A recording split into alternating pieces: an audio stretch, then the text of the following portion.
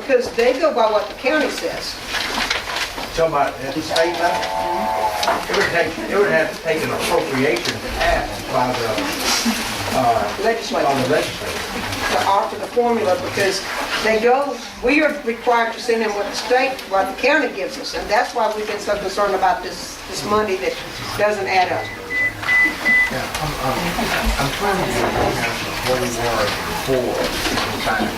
I think you're going to stay with this Well, instead of going back and We forth. thought that's what you wanted. We thought you wanted it broken down by each I thing. mean, that's good. I mean, it's good it's good. information. I don't have a problem with that. It's just that, and I know that this is more of an in-depth view of what could feasibly be done. And let's go back up here at the top where in item 1, where you said cut, to replace 5 high school miscellaneous teachers. Are those deaths and retirements? Are the economic situation said they may not retire? They've already turned in their papers to retire. They can decide not to at any time, but there has not been any wavering. Ms. Whiten has there so far. No, ma'am. So, And that's just not replacing them. no, I mean, no, you're replacing. No, you are replacing them. You're replacing with air. You're replacing lower Oh, just lower Lower salary. salary people, that's what we are looking at. That because the thing is people have a tendency to change their mind, because I retired 5 years ago and I'm still working. And they can still do that. We don't put any pressure at all, but they have turned in the papers and they tell us this is definite. I just hate for us to do this one. I mean, we got to do it more strategic, 2-3 years down the road when we make this. That's one why it's decision. done like this, so that you can see, depending on what we have to do. We'd love to be able to just do number 1 this year. That first thing, but it depends on where we end up with the legislature and where we end up with what we find out on our taxes. Okay? This thing was put together to where it was not going to be punitive for anybody's job. We did everything we could to put every job back in the district. It may not be where they wanted, they may not be where they are, but everybody basically had a job to come back to.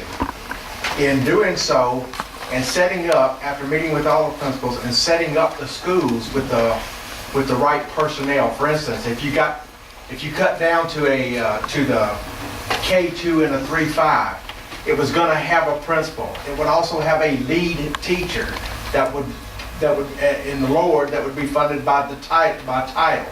Outside of that, it would have an instructional coach with 2 interventionists.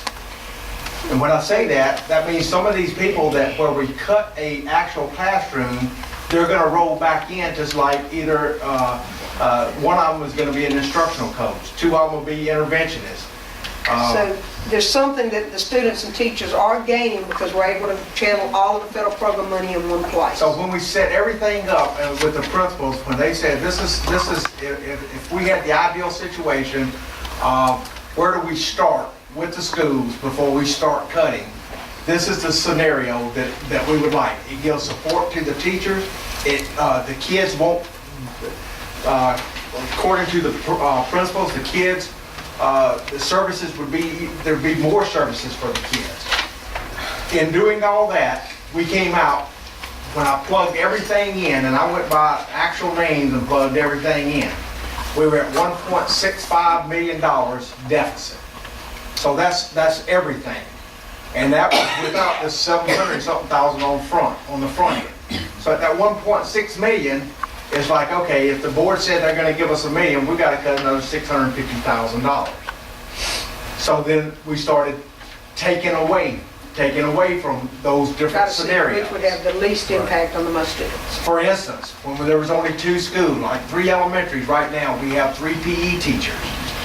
Okay, by putting 600 in each one is like, okay, well they really need an aide with the PE teacher.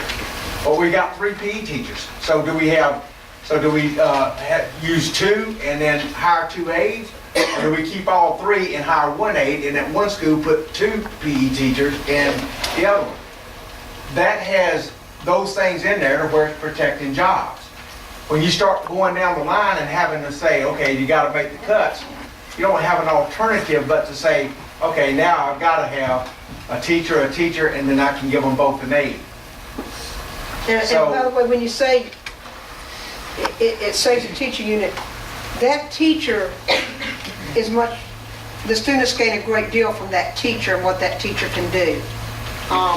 So it's helping the students a great deal, instruction. Plus it's saving jobs, which the board had told us that they wanted us to look very closely at what we could do to save every job possible. So we've tried to look at that. We've taken figures, we've taken federal program money on all of these to see how it's divided out and try to see what we can do. Both federal program and special education money. So, okay, the next plan on 6. This is, Back on 5. Yes. There's no figure in here for the cost savings of actually closing that school. We have Well, an what idea hap- what we're talking about there? Well, what happened is, when I look at one against the other, the cost savings that I've got in one school, I ended up having to roll that money back into the new Harper McCon on all the utilities and everything that we didn't have this year.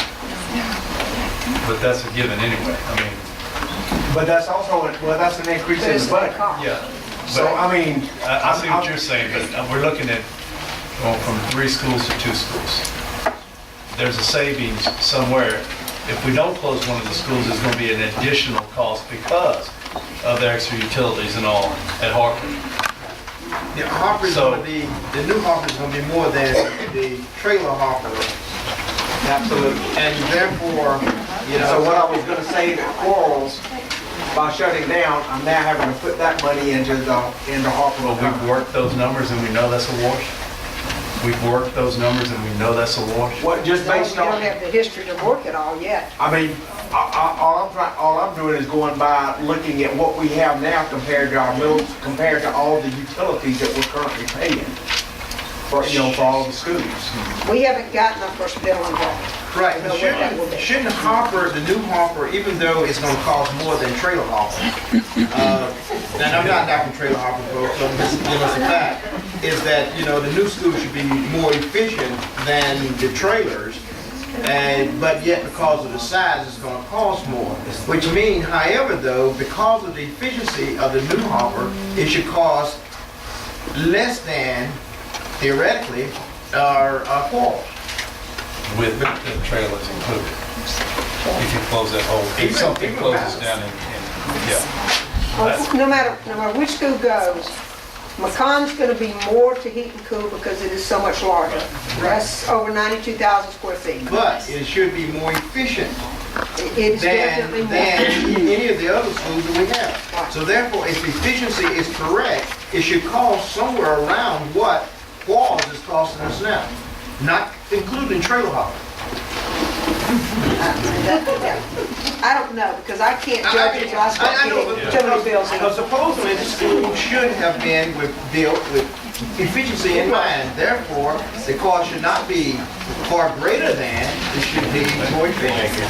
You got to take into consideration, even trailer Harper, we were running one cafeteria twice as long, but you're gonna, two separate cafeteria, you're gonna have to run by itself too, The new Harper's, I'm going to say, at least 25 to 30,000 square feet larger than either of the other 2 elementaries. So, you got to factor all that in. I can't guess on utilities, that's just not. Okay, I mean, I I don't understand that, but I think of efficiency when they build these new, Quarles were built long before I was born. And I've been around a couple of days. And so when you start thinking about the efficiency in mind of building these new facilities, the cost factor should be less than these old facilities.